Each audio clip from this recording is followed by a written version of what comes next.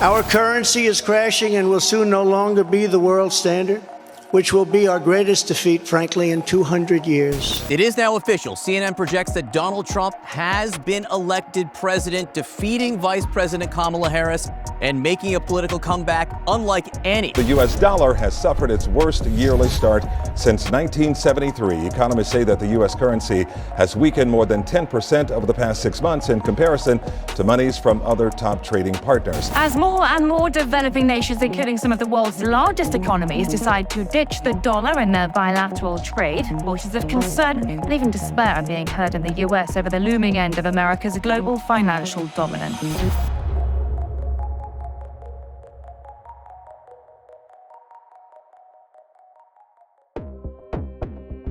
For the past 80 years, the American dollar has ruled the world. It prices oil, powers trade, and dominates global finance. The dollar isn't just the currency of the United States. It functions as the operating system of the global economy. And for decades, this monetary dominance has underpinned American power, allowing the US to fight wars, punish adversaries, and shape the global order in its own image. But could the dollar's reign as the world's reserve currency be coming to an end? Since Donald Trump returned to the White House, confidence in the dollar-led order has started to crack. Trump's aggressive tariffs and threats have spooked global markets. His weaponization of American power against enemies and allies alike has shaken faith in American global leadership. And for the first time since the Second World War, the US is signaling that it no longer sees itself as the steward of the global system it built, but as a power willing to tear it apart to serve its own interests. America first. America first. People have been predicting the dollar's demise for decades, but over and over again, they've been proven wrong. But in 2026, the warning signs just can't be ignored. Over the past year, the dollar's value against other major currencies has sharply declined. Central banks have been slowly selling dollar assets and stockpiling gold. And rival powers, led by China, are quietly working to create a new monetary order free from America's grip. For some, we're witnessing the beginning of the end of the dollar's global reign. Others say the very opposite, that in fact, the dollar has never been stronger and it's becoming more powerful, not less. So who's right? Is Donald Trump killing the dollar? Or will the greenback rule this century just as it ruled the last one? In this video, we'll uncover how the dollar rose to rule the world, and why, for the first time in generations, that dominance is openly being challenged. We'll explore how some countries are quietly preparing to escape the dollar's grip, and how a battle over money is becoming one of the most dangerous fault lines in the new multipolar world. Because in the 21st century, the most powerful weapons aren't always missiles or tanks. They're currencies, swap lines, and payment systems, which can bring entire nations to their knees without firing a shot. And finally, we'll ask the most dangerous question of all. If the dollar empire falls, what new world order might emerge in its place?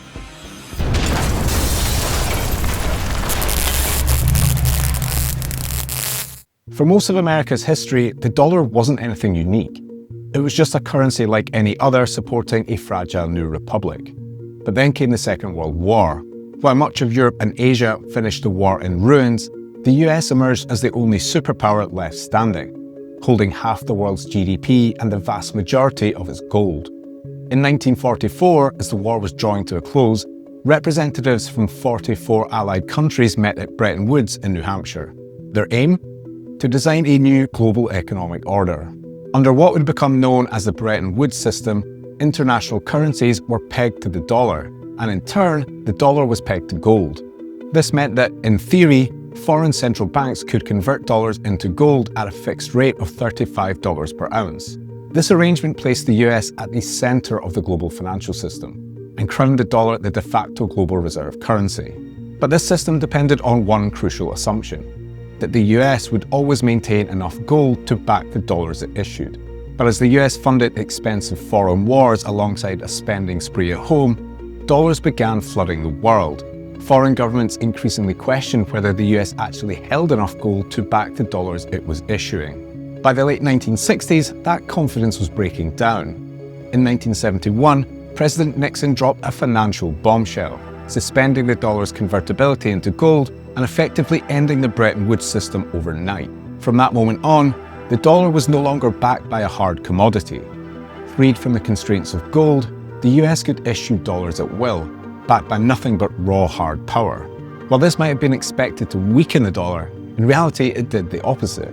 A key reason why is that just as the dollar broke free from gold, it became tethered to something even more important: oil. In the wake of the oil shocks of the 1970s, Washington struck a series of agreements with Saudi Arabia and other major oil producers.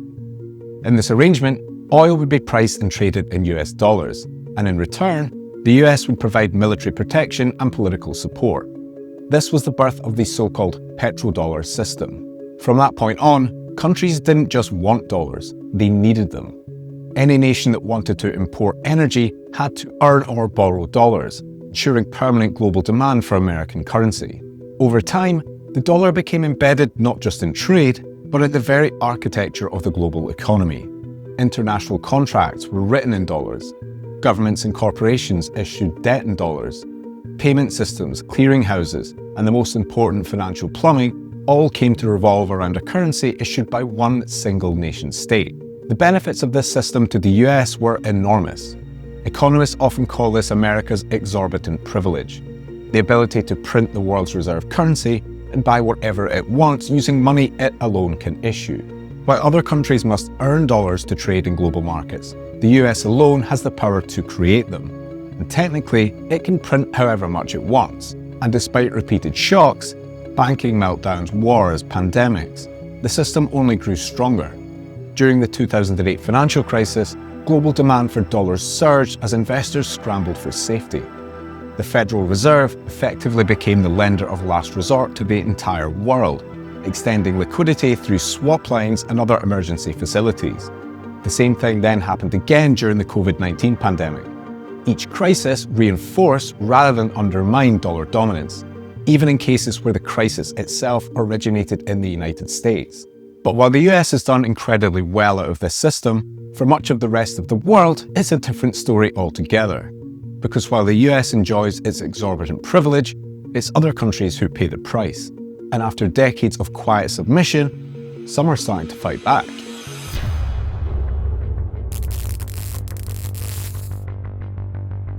For decades, the global dollar system was sold as impartial and apolitical, just a necessary piece of tech that simply made the world work. But for many countries, and particularly those outside the Western core, it never felt that way. Instead, it felt asymmetric, unfair, and profoundly destabilizing. A system where the rules were written in Washington, but the costs were paid elsewhere. But what does this actually mean in practice? Imagine you're a country in Africa trying to develop in 2026.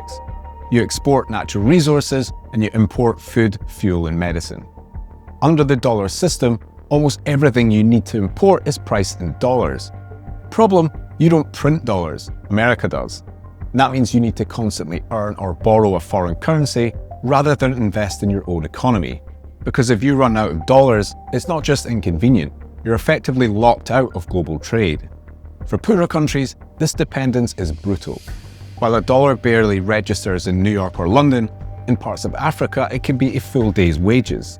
Worse still, your economic fate is tied to decisions made thousands of miles away. When the Federal Reserve raises interest rates to fight American inflation, capital flees your country. Your debt, priced in dollars, suddenly skyrockets, and your local currency goes into freefall. You haven't changed a thing, and yet your country's now spiraling towards bankruptcy. This is the dollar trap. When Washington sneezes, the rest of the world catches the flu. But the fears aren't just economic, they're political. In 2022, the world watched as the US and Europe froze $300 billion of Russia's central bank reserves after its invasion of Ukraine. This was the equivalent of a financial nuclear strike. For leaders in China, India, and much of the global south, the message was clear. Your national savings are only yours as long as you stay on Washington's good side. But if you cross a line, the US can flip a switch and wipe your economy from the global map. This control over who has access to the dollar system and who doesn't can be more deadly than standing armies. Over time, this has bred deep resentment, especially among countries outside the West's cozy club. Trapped in a system designed to keep them down and increasingly fearful of being hit with sanctions, some countries have started planning an escape route. In recent years, countries across the global south have been ramping up efforts to bypass the dollar and reduce their exposure to American power, settling more trade bilaterally in their own currencies, quietly selling off dollar assets, and stockpiling safe alternatives like gold. This shift hasn't just been unilateral, it's increasingly being coordinated, spearheaded by the so-called BRICS countries: Brazil, Russia, India, China, and South Africa. And for the first time, this coordination is starting to pose a real threat to dollar supremacy. Because they aren't just trying to avoid the dollar system, they're trying to actively replace it. For example, BRICS countries have recently developed something called BRICS Pay, a new cross-border payment system designed to let banks and firms send money to each other without going through US-dominated networks. The coalition of developing countries led by China, India, Brazil, Russia, and South Africa are planning to develop a new global payment system to rival the US dollar-based SWIFT network. But they're not just redesigning how money moves, they're quietly redefining what money is. Last year, the BRICS group unveiled a prototype of a new gold-backed digital settlement unit, a shared unit of account aimed at cutting dependence on the dollar in trade. While it's not a fully fledged currency and it won't replace national money, it signals something crucial: a growing willingness to build parallel financial architecture free from America's grip. So dissatisfaction with the dollar system didn't start with Donald Trump. But since he's returned to the White House, it's gone into overdrive. More than any other president, Trump has aggressively weaponized American economic power. Tariffs have become tools of coercion used against enemies and allies alike. Threats of sanctions, trade wars, and even annexing territory have panicked global markets. Long-standing allies are often treated no differently from rivals, with Europe increasingly framed not as a partner, but as a threat. At the same time, Trump's made it clear that the US will defend dollar dominance aggressively, punish anyone who tries to escape it. As fears of de-dollarization have grown, he's even openly threatened 100% tariffs on BRICS countries if they dare challenge the dollar's role in global trade. In Trump's view of the world, access to the dollar system isn't a right, it's a privilege that has to be earned.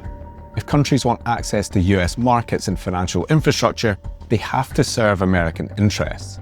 And so Trump's escalating threats have confirmed what many countries already knew: that access to the dollar system was never neutral or technocratic. It was conditional, political, and ultimately coercive. From Trump's perspective, this aggressive stance was meant to reinforce dollar supremacy and deter anyone from challenging it. But in practice, it's done the polar opposite, with many countries now wondering, what if the dollar isn't quite as safe and reliable as we thought? And the data from financial markets is becoming impossible to ignore. Since Trump's return to the White House, the dollar has fallen sharply against other major currencies. Central banks are cutting their dollar exposure and hedging against American risk, with gold recently overtaking US treasuries as the world's largest foreign reserve asset. The share of foreign exchange reserves held in dollars has recently fallen to its lowest level for 30 years, and efforts to bypass the dollar when settling trade have gone into overdrive. And so more than ever before, in 2026, global dollar dominance is being called into question. In an increasingly multipolar world, one in which the US represents a steadily shrinking share of the global economy, many countries are asking a simple but radical question. Why should their entire economic future depend on the currency of a single, increasingly volatile power? But it isn't just America's rivals asking this question. Long-standing allies are beginning to lose faith as well. In Europe, policymakers are waking up to the risk of relying so heavily on financial infrastructure controlled across the Atlantic. As Trump's become ever more volatile, a stark reality has set in. As long as 70% of Europe's payments are processed by American firms like Visa and MasterCard, economic sovereignty is just an illusion. Crossing Washington simply isn't an option when they can freeze your economy at the flick of a switch. In response, the European Central Bank is fast-tracking the creation of a digital euro, not to replace cash, but to strengthen Europe's monetary autonomy and reduce reliance on dollar-based payment systems. The European Union, meanwhile, is aggressively pushing what it calls open strategic autonomy, a broad agenda to enhance European sovereignty across finance, trade, technology, and security. This includes strengthening euro-based payment systems, reducing reliance on US infrastructure, and taking steps to shield Europe from potential future sanctions. Europe isn't trying to overthrow the dollar, it simply doesn't have the clout. But it is actively preparing for a world in which the dollar is no longer king. And so by aggressively putting America first, Trump's forced both allies and enemies to take insurance policies out against US hostility. In doing so, he's put the dollar's reign in its most precarious position since World War II. And there's one country more than any other that stands to benefit.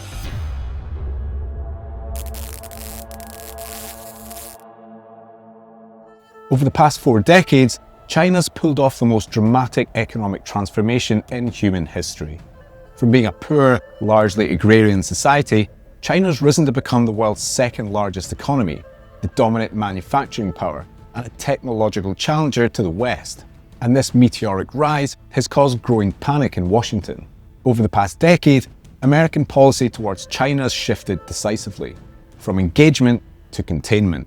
Tariffs, export controls, technology bans, investment restrictions. Washington has deployed them all in an all-out onslaught to slow China's ascent and preserve America's dominance. The so-called trade war has never really been about trade. It's about constraining Chinese development and preventing Beijing from becoming a rival technological superpower. But while it's trade and technology that grabs the headlines, another conflict has quietly been brewing in the shadows: the currency war. As a rising superpower with over 1 billion people, China's got no intention of remaining permanently subordinate within a dollar system, especially one that Washington is increasingly willing to weaponize. The problem is that China remains deeply entangled in the very system it wants to escape. Its meteoric rise was built on exporting goods to the West and earning dollars in return, and then recycling those dollars back into US Treasury bonds, which saw Beijing become America's largest creditor. Some in Beijing have long viewed these bond holdings as potential leverage over Washington. But in reality, weaponizing them would come at a very big cost. A rapid fire sale could unleash financial chaos, hammering China's own economy and sharply escalating the risk of direct conflict with Washington. China understands this perfectly well, so instead of hostile confrontation, it's chosen something far more dangerous to American power: a slow, methodical strategy of erosion. Over the past decade, China steadily reduced its US Treasury holdings, from more than 1.2 trillion in 2015 to under 700 billion today. At the same time, it's dramatically expanded trade settlement in its own currency, built new payment systems designed to rival US-dominated networks, and even launched a new digital version of its currency designed for international use. The ultimate goal? To have the Chinese renminbi ultimately achieve reserve currency status on a par with, or perhaps even ahead of, the US dollar. And as with other BRICS countries, China's quietly but aggressively been buying gold. Some of this is being done openly through official central bank purchases, but much more has been happening indirectly via state-owned banks and institutions like the Shanghai Gold Exchange, allowing China to stockpile gold without drawing too much attention.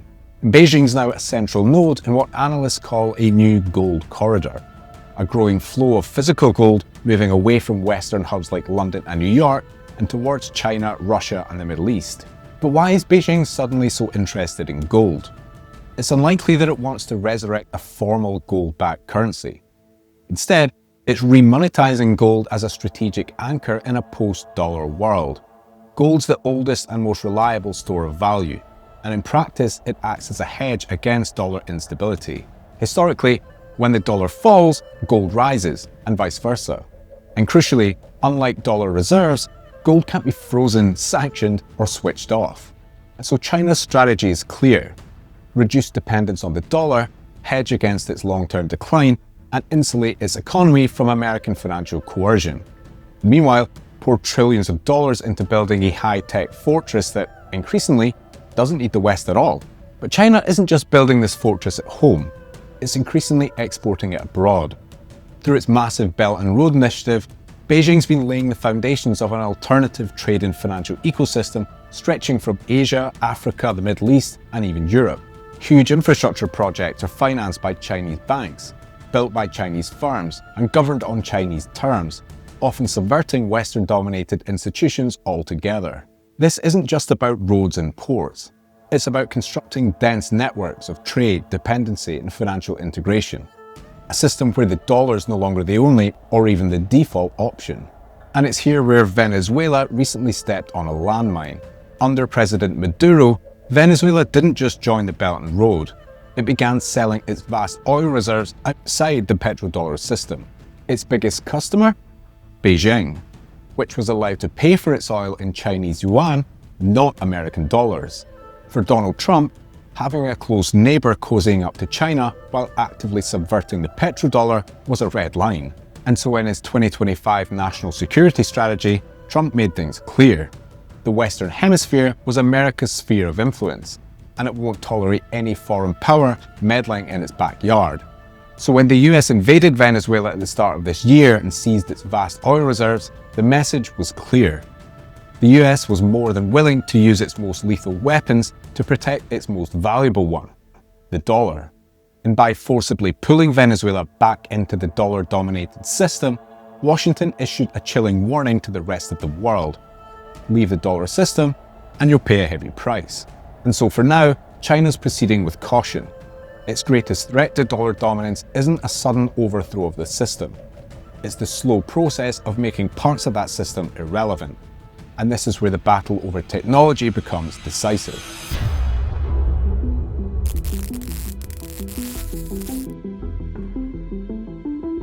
For most of the post-war era, countries needed dollars for a few simple reasons. They needed American goods, access to Western markets, and crucially, they needed oil. When China was exporting low-value manufactured goods to the West, accepting dollars made perfect sense. But this is no longer the world that we live in. In the 21st century, China doesn't just dominate manufacturing, it's also increasingly dominating the key technologies of the future as well. According to a recent study by the Australian Strategic Policy Institute, China's already ahead of the US in 37 out of 44 advanced technology fields, spanning space, robotics, energy, biotech, AI, and others. For some new technologies, all of the world's top 10 leading research institutions are in China, which are collectively generating 9 times more high-impact research papers than the US. This raises an uncomfortable question. For how much longer will Beijing accept payment for its exports in dollars, a foreign currency issued by a strategic rival? At what point does China start insisting on being paid in its own currency?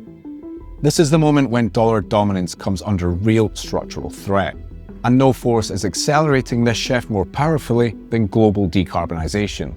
For decades, the petrodollar system has guaranteed dollar demand. But as the planet wars, this is starting to crack. As renewable energy starts to replace fossil fuels, countries gain something entirely new: the ability to power their economies without passing through the dollar system at all, because sunlight and wind don't need to be imported in dollars. And once the infrastructure is built, the need for dollars largely disappears altogether. And who dominates the industries driving this transition? That's right, China. Solar panels, wind turbines, batteries, electric vehicles.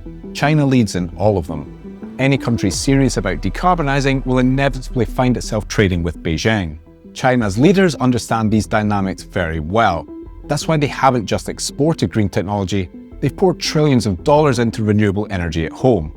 And while concern over climate change is part of the story here, the real goal is something else: energy sovereignty. A country that controls its own energy supply no longer needs to hoard dollars just to keep the lights on. And so it's little wonder that Donald Trump is so hostile towards clean energy, because a world powered by renewables is a world where America is far less powerful. We will drill, baby, drill. But none of this means that China's ready to take the dollar's place just yet, not least because Beijing faces enormous challenges of its own: slowing growth, a debt-fueled property bubble, corruption, and a looming demographic time bomb. And there's another problem too. Turning China's currency into a true rival to the dollar would require something that, so far, China's Communist Party has strongly resisted: liberalizing China's tightly controlled financial system and surrendering a degree of political control over finance. Under Xi Jinping, this doesn't seem likely to happen anytime soon. So for the time being, China's playing a careful, patient game. It wants to escape dollar dominance, but not at the cost of destabilizing its economy or provoking a direct confrontation before it's ready. Because there's one thing we can absolutely count on: The US is not going to surrender monetary dominance without a fight. Losing the dollar's crown would strike at the very foundations of American power, crippling its ability to spend, sanction enemies, and project power overseas. Not only would this weaken the US on the global stage, it could also force a brutal economic reckoning at home. And no American president wants to let this happen on their watch. And so the truth is, we're unlikely to see a collapse of the dollar anytime soon. Even after Trump's onslaught, today around 90% of all foreign exchange transactions involve the dollar on one side of the trade. Around half of all global trade is still invoiced in dollars, even when the United States isn't involved at all. Dozens of countries either use the dollar directly or peg their currencies to it. In other words, the dollar still rules the world, even if its power is slowly diminishing. So it's still far too early to write off the greenback, or to crown Beijing as the next monetary hegemon. It's all still to play for.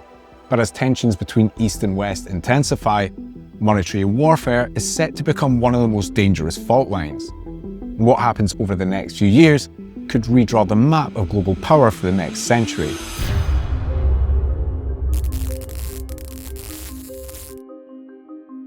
So where does this all leave us? For now, the dollar's status as the world's reserve currency remains in place. Its global dominance is backed by the military, economic, and technological power of the United States, which, for now, remains supreme. The key question is, for how much longer can this be sustained? China's catching up to the US on almost every front. By some measures, its economy is already larger. It fields a bigger army, a larger navy, and industrial might that no one can match. While the US still holds a technological edge in some areas, that gap is narrowing by the day. At the same time, the other BRICS countries are becoming ever more powerful, ever more assertive, and less willing to tie their economic futures to a system that puts American interests over their own. And perhaps most concerningly for the dollar, even Europe is starting to hedge its bets. Each new tariff, sanction, or threat from Donald Trump sends a blunt message. No one is immune from American coercion. And as Trump pushes long-standing allies further away, many will start to look for friends elsewhere, including in some unlikely places. And so in trying to preserve dollar dominance through brute force, the US might be committing the ultimate strategic blunder, pushing its allies away, permanently destroying trust, and ultimately accelerating the very unraveling it's trying to prevent. Although dollar supremacy certainly isn't dead, if the US isn't careful, it might be slowly dying. While some parts of the world might celebrate this, there's no reason to assume that a system dominated by China would be fairer or more stable than one dominated by the dollar. But here's what should really concern us. The most likely future isn't a clean handover from one empire to another, but something far messier and more dangerous. Because when you piece everything together, it's clear we're moving towards a more divided, volatile world of competing currency blocks, where rival superpowers lead their own monetary, military, and technological alliances. A world where every country is forced to pick a side, where staying neutral is just not an option. And this new system already has a name: Bretton Woods III. Under the original Bretton Woods system, the world revolves around the dollar backed by gold. After that collapsed in 1971, a second system emerged, still centered on the dollar, but backed by US military power, deep financial markets, and global trust in American institutions. Bretton Woods III is different. Instead of a single monetary anchor, the global economy splinters into rival geopolitical blocs. Trade, finance, and payments increasingly flow within trusted networks, backed by hard physical commodities. The dollar system still exists, but alongside it, competing regional blocs build parallel systems and operate increasingly beyond the reach of American coercion. In this world, the dollar is still extremely powerful, but it's no longer uncontested. And escalating monetary wars become a front line in the new global power struggle, alongside technology, trade, and territory. This raises a deeper and more unsettling question. Should the global monetary system really be tied to the power of individual nation-states at all? Is it sensible or safe for the world's money to be an extension of geopolitical rivalry? This debate is not new. In 1944, the British economist John Maynard Keynes proposed an alternative: a neutral international clearing currency called the Bancor, designed to prevent global imbalances and stop any single country from dominating the system. In an increasingly multipolar world, Keynes's idea makes more sense than ever. But in today's geopolitical reality, it's little more than a utopian pipe dream. Because in the real world, monetary systems aren't shaped by common sense, but by coercion, fear, and force. As the old saying goes, money is power. And whoever controls the global monetary system wields extraordinary influence over the rest of the world. But as history shows us, power is never permanent. It must be constantly earned, enforced, and defended. And this is what makes the current moment so dangerous. An old empire is losing its grip and growing ever more volatile as it desperately tries to cling on. Its chief rival is getting more powerful by the day, quietly getting ready to take its place on the world stage. And the rest of the world, meanwhile, is rapidly losing patience with a system designed to keep them down. History shows that transitions of global power are rarely peaceful. And as the struggle to rule the 21st century intensifies, one thing is clear. Central banks and currencies will be just as decisive as missiles, tanks, and technology. The real question isn't just who's got the biggest bombs, but who controls the most powerful balance sheet.